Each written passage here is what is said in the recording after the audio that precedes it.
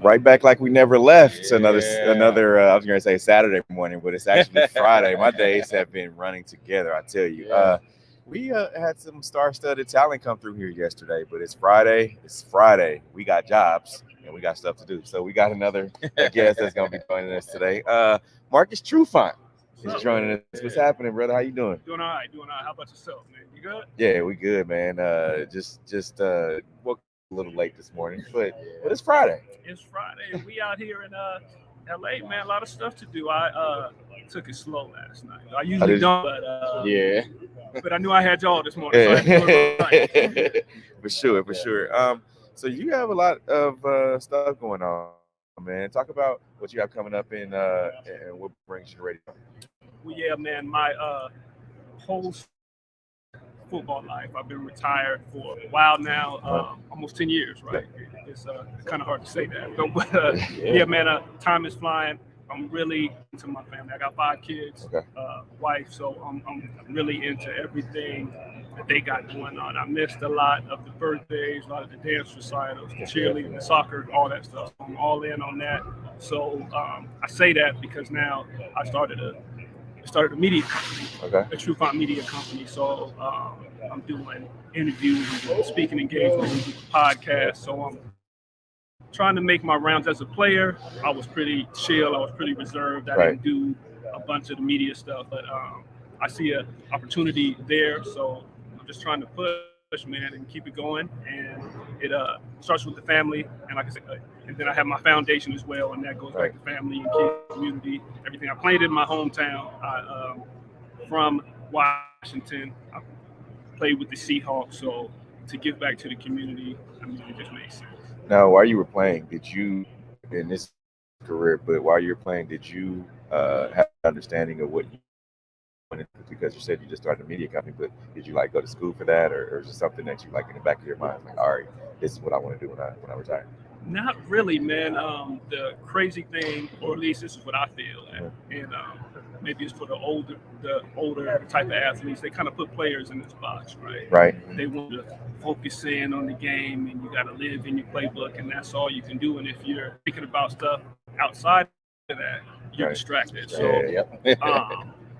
it's fair for me to say I was one of those players that was kind of brainwashed, right? I really didn't think out of the box, but now that I'm looking around and I'm doing stuff, and that transition is tough, and you wonder why that the numbers look like they look. I think that's a big part of it. So after I was done, I mean, I've been I did some investing in some real estate, some different stuff like that. But now, I mean, I want to move down, and everything's on social media now. So if you want to get to the people, that's what you got to do. Now, Go ahead, sorry. would you recommend young people when they're going to, whether it's transitioning from high school to college, and then college to whatever professional sport they're going to do, to understand, like, all right, have a plan B? I would absolutely say that. I think it's needed. I think it's necessary, and not only a plan B, but to look at the big picture. A lot of us as athletes, we think that right now is going to be the rest of our life. Right? We kind of have the Superman complex. I'm going to be like this forever, and I'm going to be fast forever. I'm going to be able to jump high forever. I'm going to be able to do that. But your career does come to an end, and when you're a young man, you still got a lot of life to live. So just try to think about the big picture. Now, you mentioned the kiddos playing soccer and cheerleading and things like that. Being a former pro athlete, what kind of sideline dad are you? Are you the quiet one, or are you the sideline coach? Yeah. Well, my wife, Jessica, she as a team, I'm more of the laid back kind of dad, right? I'm not going to be the coach, the player, and the mom and the dad on the sideline, but that's my wife. She's screaming at the refs. She's yelling at the kids and all that kind of stuff. And I'm more just a reserve. You got to let them fall, and they got to pick themselves up, and they got to get through it. So that's the kind of dad I am. But I'm there for everything. I try to be there for as many games, as many dance recitals as I play in the background. I did do one time, though. They called all the dads on stage, and they did a dance contest. Yeah. You won? Yeah, man. I had to show out and do my thing, man. And that's how it was. I did my thing. So I definitely stepped up, man. I got in the light on that one. So, I like you getting on stage and even being a good sport in that. And as she talked about just being a sideline dad, we had a few players this week really come from big families and talk about how competitive they were with their siblings. How are your kids in that aspect? Like, are they pretty competitive between one another? They are pretty competitive, but it's I think it's a beautiful thing. No, it's Yeah. no jealousy, No, it's no definitely. hate, but they really kind of feed off each other, but they really support each other. My two youngest, my son is 6 and my youngest daughter is 8, and so they're really the ones that kind of butt heads. Yeah. Got to break up the fights and stuff like that. But everybody's just really good, man. It's kind of, I guess you would say it's odd because usually when you get that many kids, there's usually some pair or somebody there that's going through something. But everything's been good so far, so I'm good. Yeah, and I like how you spoke about players almost being brainwashed into thinking that's all they have to do.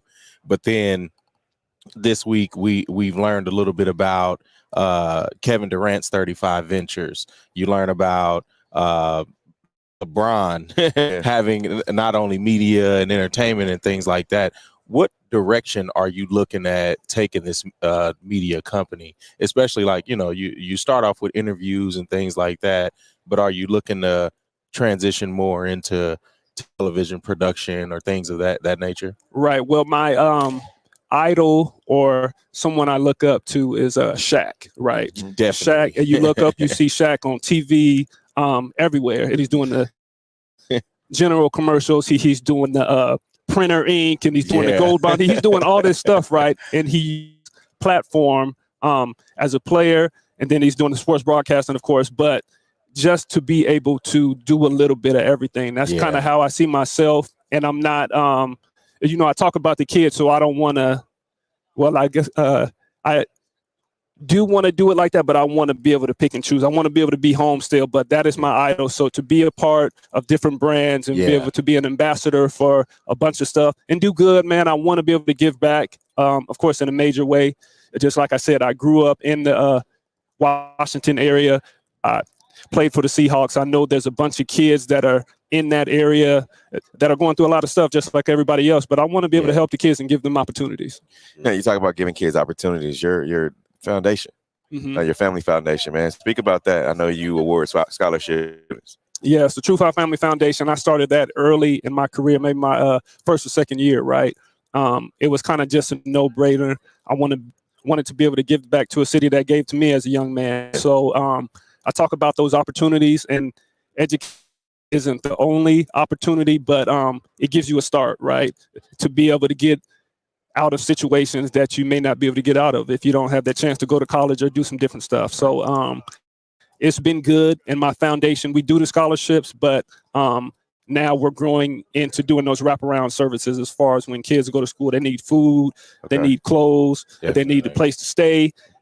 Scholarships in some situations I don't know about now, but I know back in the day, hey man, it was hard out here. You was on full ride scholarship, but you didn't have a bunch of extra money. I know I used to cut hair, man, and do all types of stuff, and now it's my little McDonald's money, all that kind of stuff like that. So that's really what my foundation is about giving the youth opportunities through education, of course, as a start, but to continue to do more.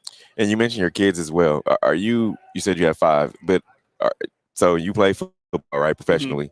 Most parents I ask, do you want your kid to just specify in one sport, or would you like them to just try everything?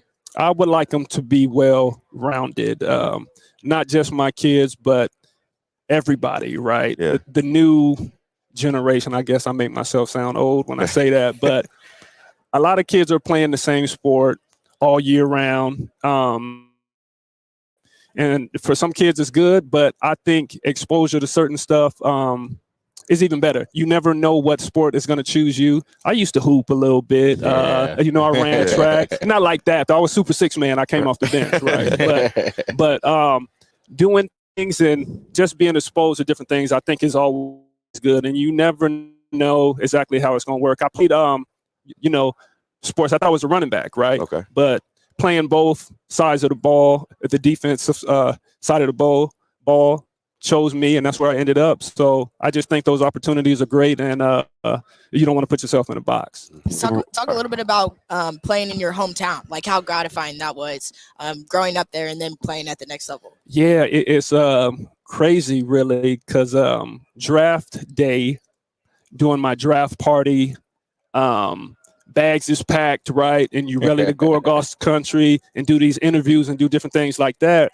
And then the year I was drafted, I believe it was the Minnesota Vikings skipped their pick. So people started picking quick, fast, and that was 2003, but it's a long time ago. Yeah. But just the whole deal. I had my draft party there. I had my friends and family. I had all my teachers from the school. I had people I went to church with. So it was this big thing, and it was great. And it was a heck of a celebration, of course. But then the season comes around, and you got everybody pulling at you. I want some tickets, and I get a jersey and all that kind of stuff. So it's a gift. I'm not going to say a curse as well, but it's a gift and a curse. So you have to navigate that. I had my parents was there definitely as the gatekeepers, right? So, you know, folks would try to get close to them. People try to get money, et cetera. And, you know, mom and pops, but they wasn't playing that. So I felt like I was always in a good spot, man. And being on the local team, it's always been great. I've always appreciated it because I know a lot of guys don't get that opportunity. So I'm definitely thankful for that. Who's going to take it on Sunday, AFC, NFC? You know, so are we betting on it, or are we just going with like the gut feeling? Just going with the gut feeling. I'm a Rams guy, man, and I know that people are riding the wave of the Bengals and like the young energy, the new energy, and they are playing well, right? But I'm a guy, I like to go with the guys that are seasoned and the guys that's been doing it for a little bit, and they've kind of proved themselves. I feel like Stafford is primed and ready. He's been in some not so good situations in his career, so the opportunity's there. So I'm definitely gonna ride with the Rams. How do you guard Ja'Marr Chase? How would you guard Ja'Marr Chase? I say it all the time, and I've been saying it since I was a player, that a sack is the best coverage, right? Right. Sometimes certain guys that you really don't have an answer for, right? Mm-hmm. And dudes like him that are big, strong, and you got a quarterback that's slinging it and making it work, man. There is no coverage for a perfectly thrown ball in a good route. So you just hope that the big boys up front is making it happy for you. But that's it. We appreciate your time, man. How can people find you? You can find me on IG at Marcus_Trufant. You can find me on Twitter at Marcus Trufant, and I have a website, MarcusTrufant.com. All right, appreciate it. That's Marcus Trufant. We'll be back here a little bit later with more guests live from Radio Row in LA. You're tuned in to the W.